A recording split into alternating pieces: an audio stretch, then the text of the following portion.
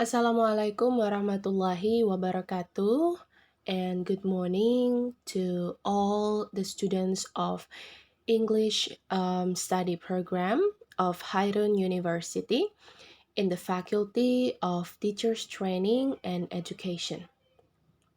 Selamat datang saya ucapkan kepada mahasiswa program studi pendidikan bahasa Inggris. Saat ini teman-teman sudah beranjak ke semester 2. Nah, hari ini teman-teman akan belajar mengenai mata kuliah English Phonology, di mana mata kuliah ini akan sangat berhubungan erat dengan mata kuliah Pronunciation Practice pada semester 1 yang sudah teman-teman pelajari pada semester yang lalu. Untuk itu, silahkan dibuka-buka kembali catatan-catatan perkuliahannya waktu belajar mata kuliah Pronunciation Practice. Karena mata kuliah Phonology memiliki kaitan erat dengan Pronunciation Practice.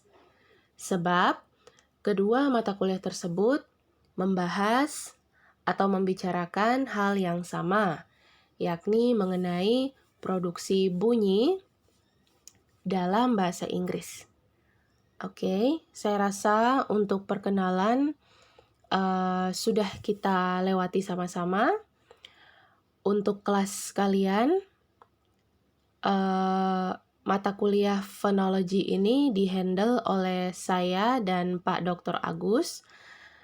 Namun karena jumlah atau kapasitas kelas yang sangat besar, yaitu sekitar di atas 50 mahasiswa, maka mata kuliah ini pada kelas ini dibagi dua pembagiannya, ya, sehingga satu kelas ini akan dihandle oleh 2 dosen.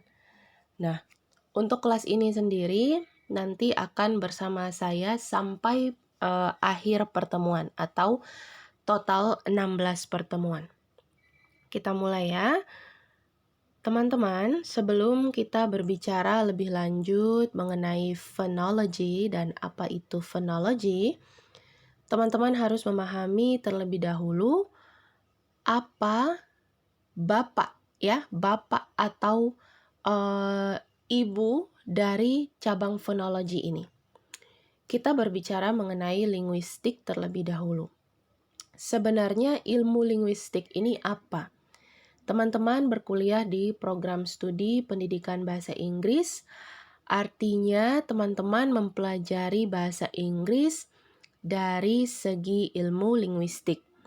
Teman-teman tidak hanya belajar mengenai bagaimana membuat kalimat dalam bahasa Inggris atau menulis dalam bahasa Inggris, tetapi teman-teman juga mempelajari mengenai dasar-dasar ilmu linguistik itu sendiri, ya, bukan cuma sekedar grammar, bukan cuma sekedar structure, bukan cuma sekedar membaca, mendengarkan, tetapi ada banyak cabang dari ilmu linguistik yang akan teman-teman pelajari. Oke, jadi apa itu linguistik? Linguistic aims to discover the science of languages, how they originate and evolved, and further, how our mind perceives them to communicate. To put it simply, linguistics is the scientific study of language. Linguistics aims to understand how the language faculty of the mind works, to describe how language itself works. Okay? Linguistics observe patterns within a language and across languages to try to understand what principle drive our brain's comprehension and production of language. Jadi, linguistik ini sendiri merupakan salah satu bidang keilmuan yang membahas atau menjelaskan tentang sistematika dalam kebahasaan. Linguistik ini adalah payung besarnya. Nanti akan ada cabang-cabang dari linguistik itu sendiri. Yang menjadi intinya adalah bahwa linguistik merupakan salah satu bidang keilmuan yang menjelaskan mengenai sains dari bahasa. Oke? Bagaimana pikiran kita atau otak kita menerjemahkan bahasa, bagaimana bahasa atau sebuah bahasa itu bekerja, sistematika dari bahasa tersebut, ya. Dia juga melihat atau meneliti pola-pola kebahasaan, ya, dari sebuah bahasa tertentu maupun antar bahasa. Melihat bagaimana perbedaannya, bagaimana kesamaannya, dan lain-lain.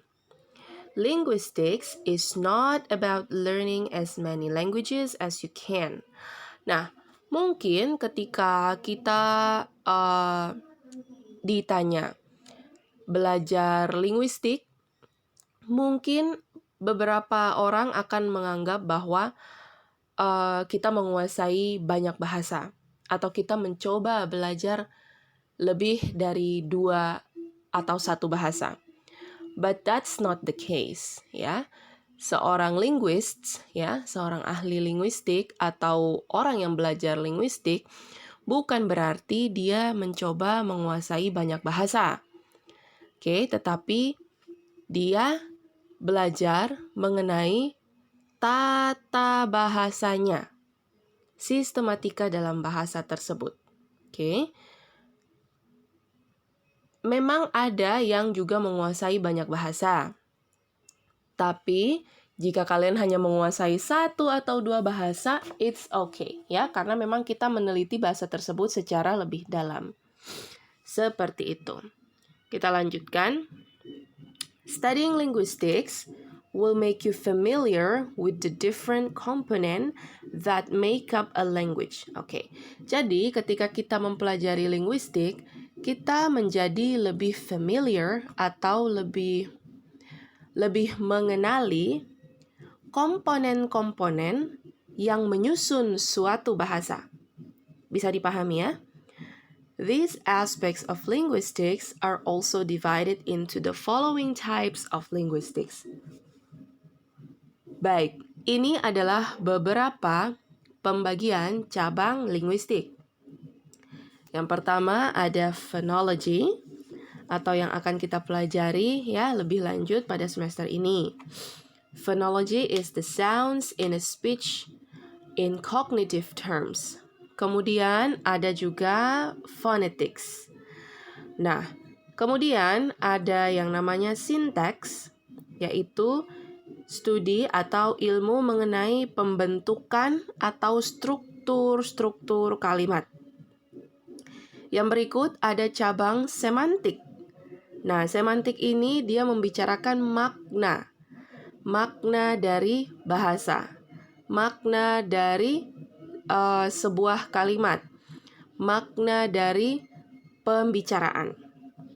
Kemudian ada yang disebut morphology. Nah, morphology ini dia membahas mengenai formasi kata-kata.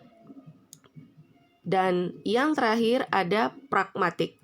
Pragmatik adalah ilmu yang membahas mengenai penggunaan bahasa dalam komunikasi.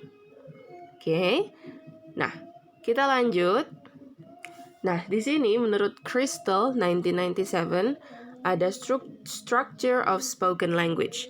Nah, ada terbagi 2, ya. Yang pertama dari segi structure-nya dan dari segi use atau penggunaan. Nah, dari segi structure, dia terbagi atas medium of transmission, yaitu phonetic dan phonology. Kemudian dari segi grammarnya ada morphology dan syntax. Sedangkan dari segi meaning atau arti ada lexicon dan discourse.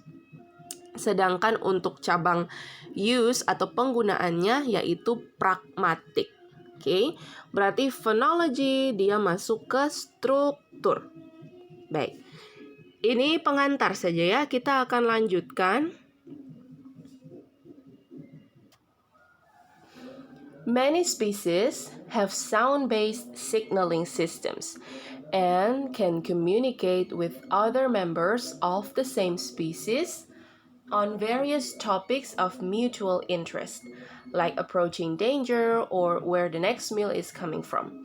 Perlu teman-teman ketahui bahwa kita sebagai makhluk hidup, selain manusia, makhluk hidup yang lain juga mempunyai yang disebut dengan sistem signal bunyi atau sistem bunyi-bunyian, di mana bunyi-bunyian yang dihasilkan oleh makhluk hidup digunakan untuk berkomunikasi di antara spesies mereka, ya kan, untuk hal-hal yang disepakati.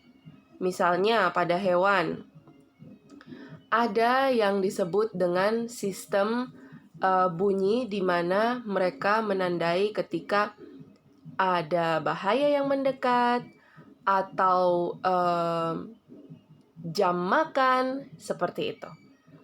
Sedangkan manusia, tentunya kita menggunakan bahasa yang disepakati untuk menyampaikan maksud dari perkataan kita, atau bunyi yang dihasilkan itu memiliki maksud atau arti.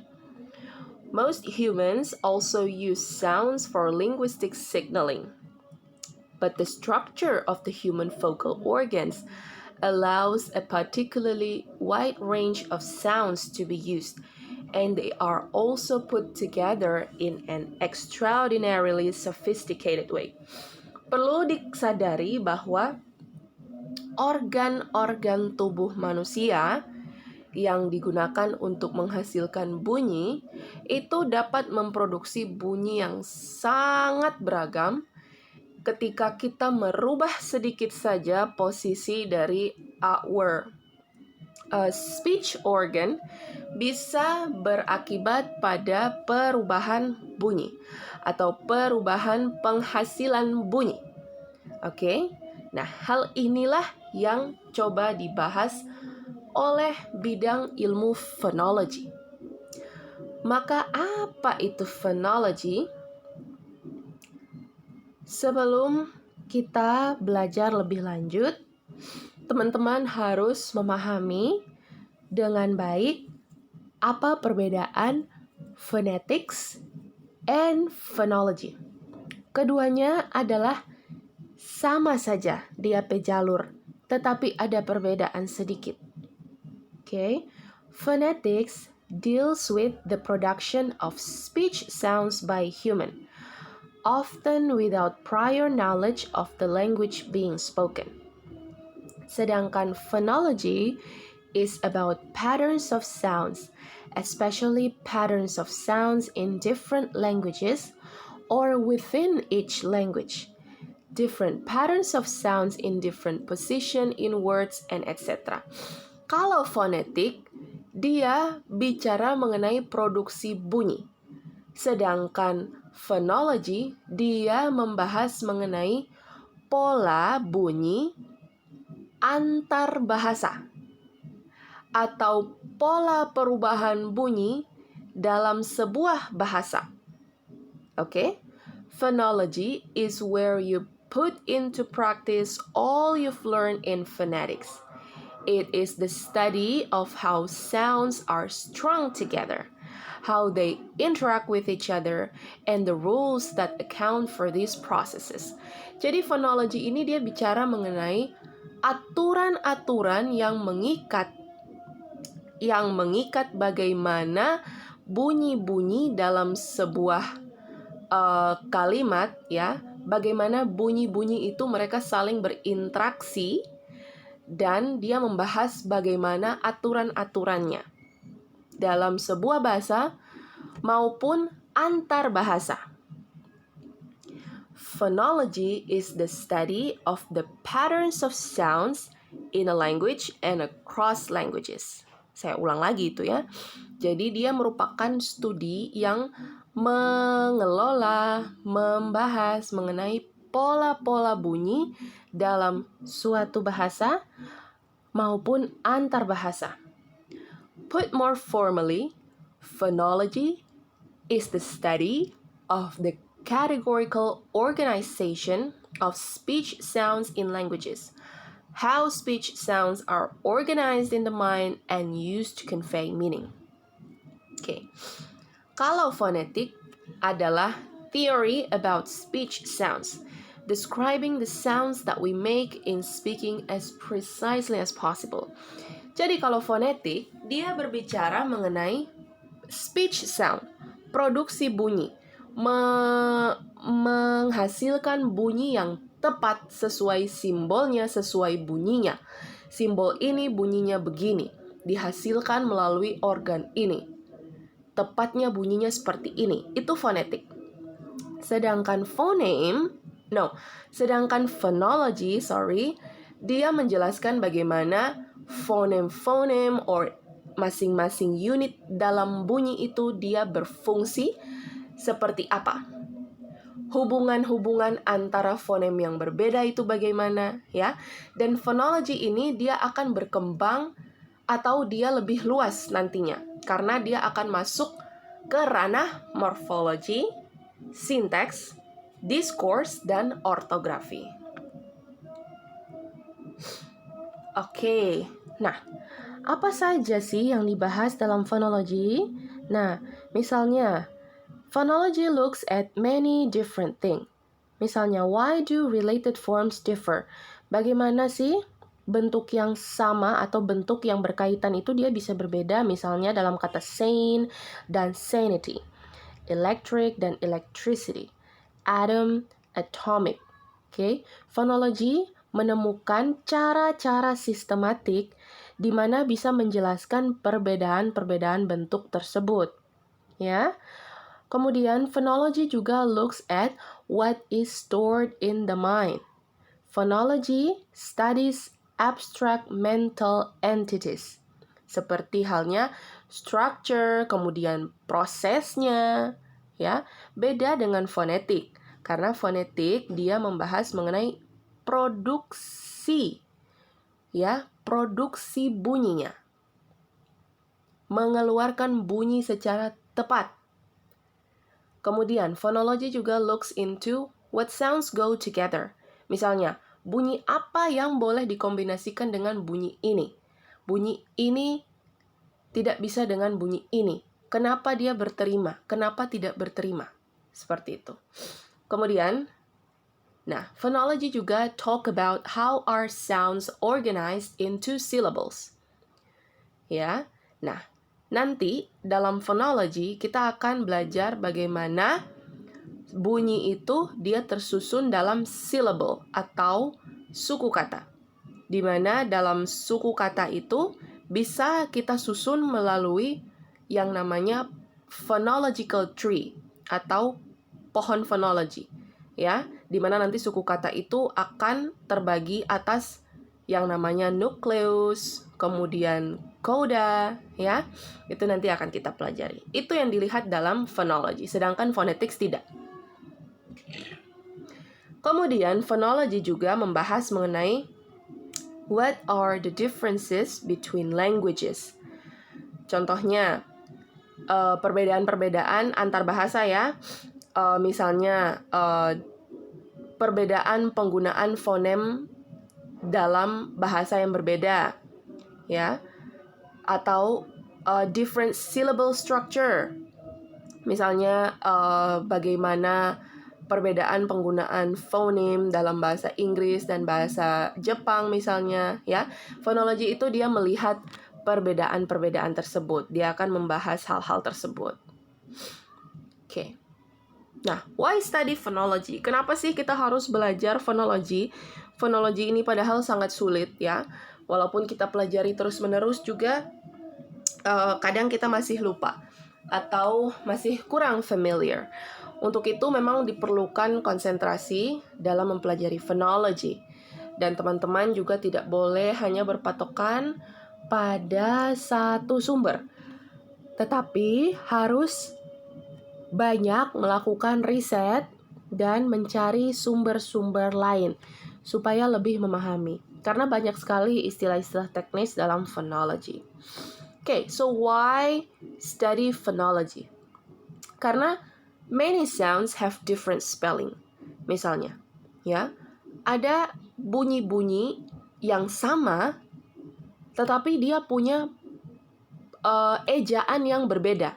Misalnya bunyi o, ya, di kata go, though, foe, slow, boat. Semuanya berbunyi o, tetapi ejaannya berbeda. Ada yang ejaannya cuma pakai huruf o, ada yang ejaannya pakai o-u-g-h, ada yang o-i, ada yang o-w, ada yang o-a. Lah, ejaannya berbeda, tapi bunyinya sama. Go, though, foe, slow, boat. Atau George, Joe, badge, village. Ya, badge dan village itu bunyi j-nya sama. Tetapi kok ejaannya berbeda? Ada yang pakai d, g, e, ada yang cuma g, e saja. Nah, inilah fonologi berfungsi nanti. Kebalikannya, ada yang ejaannya sama, tetapi bunyinya berbeda. Misalnya pada ejaan o-u-g-h, ya, o-u-g-h. Ada kata yang memiliki ejaan itu di dalamnya dibaca though. Ada yang dibaca cough. Loh, bukan cove? Seperti tadi though, bukan cow atau bow. Kemudian kata through. Lah, beda lagi. Padahal ejaannya sama. Enough. Nah, thought. Beda. Hal-hal inilah yang dibahas secara sistematis dalam mata kuliah phonology. Okay, the problem of pronunciation for learners of ESL. Nah, learners cannot rely on the spelling of a word. Kita tidak bisa hanya berpatokan pada ejaan suatu kata. Okay? Karena ejaan dalam suatu kata itu belum tentu bisa mewakili bunyinya. To learn to pronounce English correctly, it is a great help to read phonemic transcription. Nah, untuk itulah kita butuh yang namanya phonemic transcription. Kita perlu belajar mengenai dasar-dasar bunyi itu sendiri.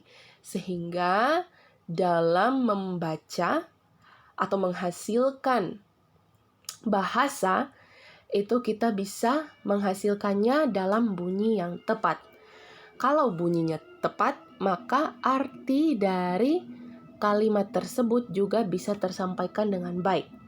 Sebab jika bunyi yang dihasilkan salah, tentunya maknanya juga berbeda atau bahkan tidak memiliki makna sama sekali. Phonetic branches. Dalam phonetics ada 3 cabang yang akan kita pelajari. Yang pertama yaitu akustik.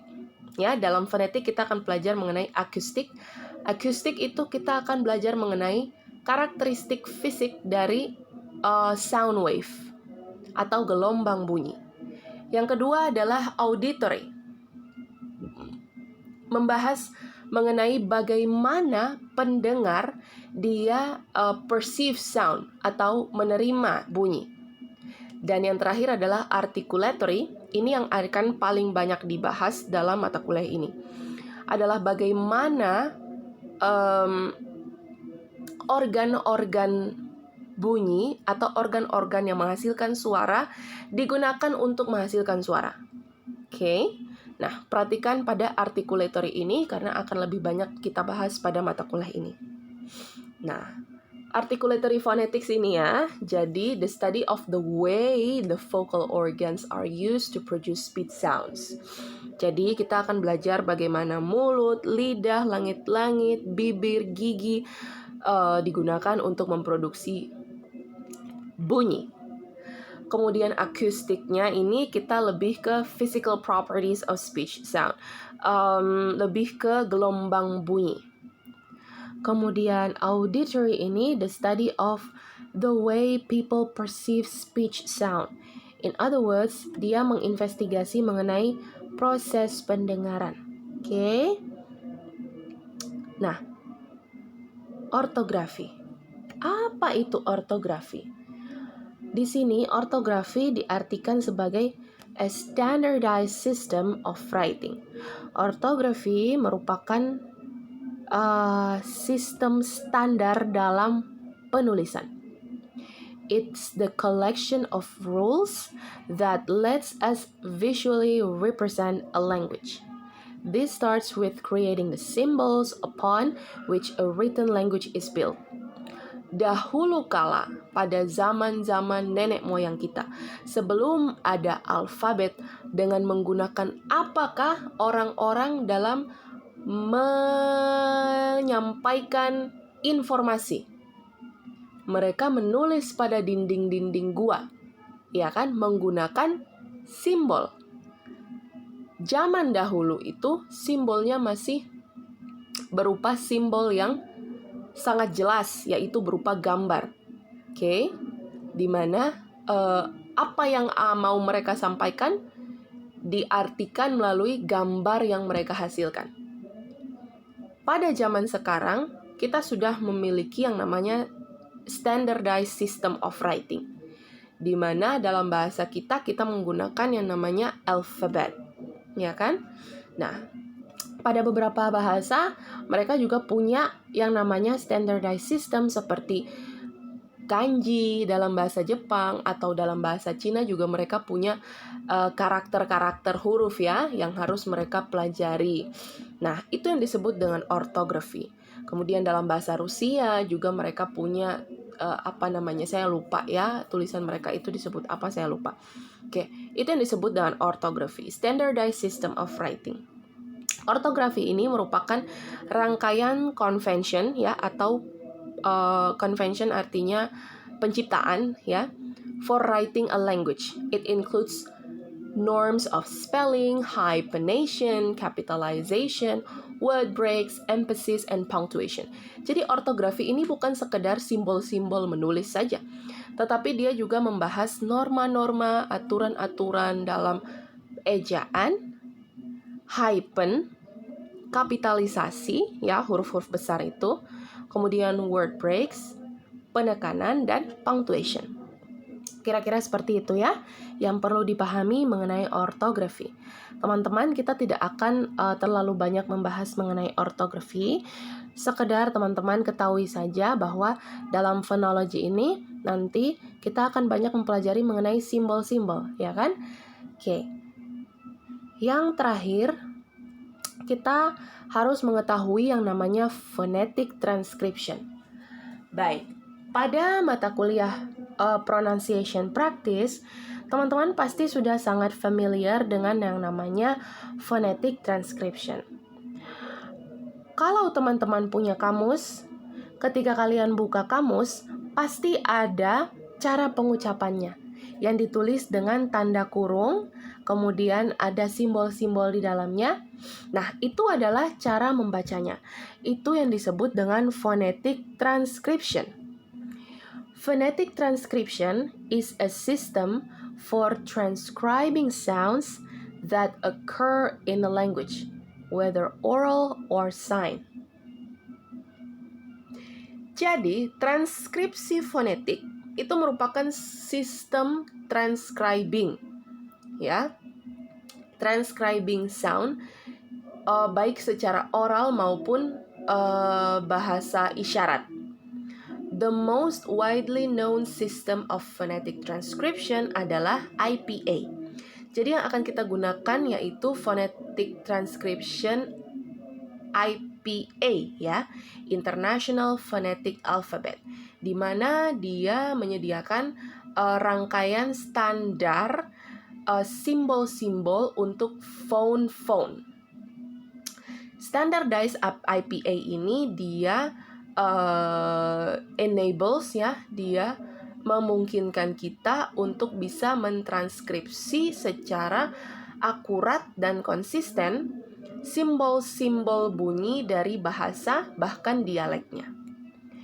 Nah, ini yang tadi ya, in English dictionaries, phonetic transcriptions are necessary because the spelling of an English word does not tell you how you should pronounce it. Betul sekali. Kalau kita hanya melihat ejaan dari sebuah kata dalam sebuah bahasa, kita belum tentu bisa mengucapkan kata tersebut dengan tepat. Karena spelling itu bukan bunyi. Oke? Bunyi berbeda lagi, sehingga itulah kenapa kita membutuhkan yang namanya phonetic transcription. Oke, guys, phonology ini mengenai perbedaan phonology dan phonetics bisa teman-teman cari lagi ya di YouTube, penjelasannya sangat banyak. Tinggal ketik phonology versus phonetics, di situ banyak tersedia penjelasan mengenai perbedaan phonology dan phonetics.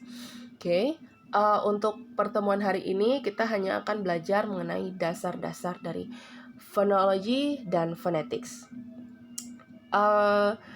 Yang perlu teman-teman lakukan setelah mendengar atau ketika sambil mendengarkan perkuliahan saya hari ini adalah teman-teman harus menulis catatan. Ya, saya mewajibkan mahasiswa saya untuk menulis catatan atau intisari-intisari dari setiap materi perkuliahan setiap minggunya. Karena catatan kalian nanti akan dikumpulkan pada akhir semester dan menjadi syarat untuk mengikuti UAS. Oke, sehingga jika tidak ada catatan, maka tidak boleh mengikuti UAS. Nah, jika teman-teman mendengarkan video ini sampai selesai, maka teman-teman akan tahu harus apa. Absen tidak saya ambil melalui virtual classroom. Teman-teman, silahkan melakukan absen melalui virtual classroom. Namun pertemuan hari ini akan saya ambil absennya melalui komentar kalian pada kolom komentar di bawah video ini. Video ini saya upload di YouTube. Silahkan setelah menonton sampai selesai, komen di bagian komentar, ketik nama, NPM, dan semester. Dari situlah saya akan ambil absen teman-teman. Oke? If you have question about today's material, silahkan tanyakan melalui kolom komentar atau melalui grup WhatsApp. Oke, nanti akan kita bahas atau nanti akan saya jawab. Terima kasih untuk perhatiannya ya. Insya Allah pada pertemuan minggu depan di minggu ketiga kita akan bergantian dengan Pak Dr. Agus dan kelas kita akan berkuliah secara luring, secara tatap muka. Thank you very much. Assalamualaikum warahmatullahi wabarakatuh.